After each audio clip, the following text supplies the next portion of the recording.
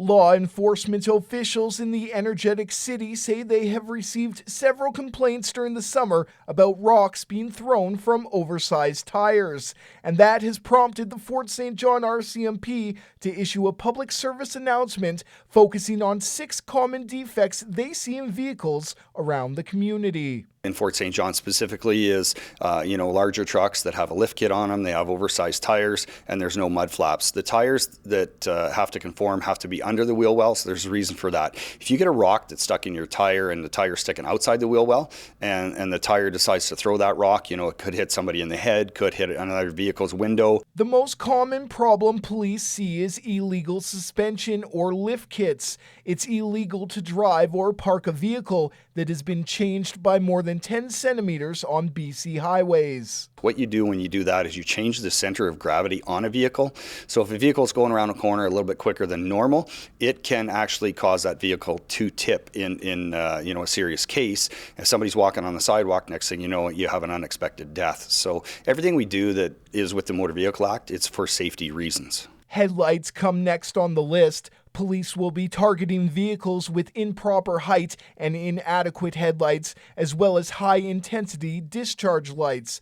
Number 3 on the list is insufficient or no mud flaps. Tinted windows comes in at number 4. It's illegal to have anything that reduces the amount of light a window lets through installed in your vehicle more than 75 millimeters below the top of a window. Cracked windshields are next. Drivers can be fined for having a crack more than 300 millimeters long or 2 cracks over 150 millimeters long. And finally, police will be targeting drivers whose license plates are obstructed by view. They would like to remind motorists that cars and trucks in BC are required to have 2 license plates secured to the vehicle. This information was put out more along the lines for a public service announcement advising if you have these defects. The majority of times we may issue what's called a notice and order, which means they have 30 days to comply with these defects should they not and continue to drive. It is a $598 fine for failing to comply with a notice and order.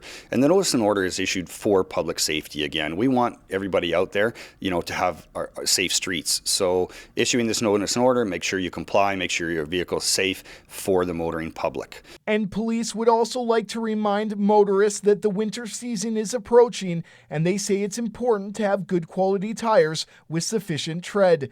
Brendan Miller, CJDC-TV News, Fort St. John.